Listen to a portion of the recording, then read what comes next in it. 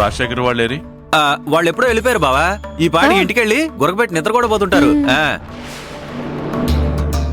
మేమే గురకొచ్చినా నిద్రపోకుండా ఉన్నాం. అబ్బబ్బా అదే అదే బావా, నిద్ర వచ్చినా గురక పెట్టకుండా ఉన్నాం. నీకోసం కళ్ళు కాయలు గచ్చలో ఎదురు చూస్తున్నాం బావా. కావాలంటే కళ్ళు చూడు.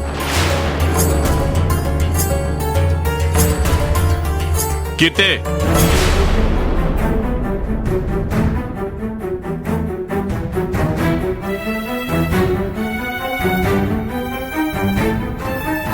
ఇంట్లో ఇంత జరిగింది.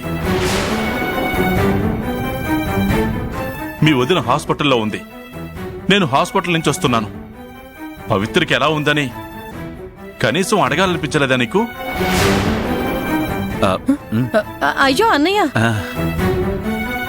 పాపం కీర్తి ఇందాకటి దాకా హాస్పిటల్లో పవిత్రకి ఎలా ఉందో ఏంటోనని టెన్షన్ పడుతూ విలువెల్లాడింది.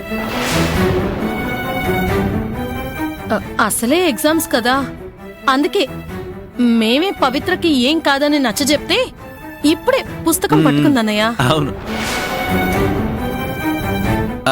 అన్నట్టు పవిత్రకి ఎలా ఉంది బావా? కడుపులో బిడ్డ ఎలా ఉంది? మీరు అడక్కపోయినా నేను చెప్తాను.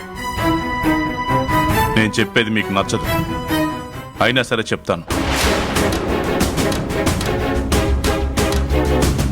పవిత్ర బానే ఉంది. అరవింద్ బిడ్డ కూడా బానే ఉన్నాడు. ఇద్దరూ క్షేమంగా ఇంటికొస్తారు.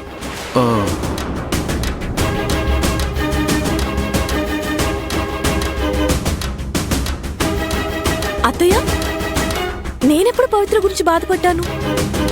డాడీకి ఎందుకు అలా చెప్పావు? అలా చెప్పకపోతే మీ నాన్నకి నీ మీద కోపం వచ్చేది.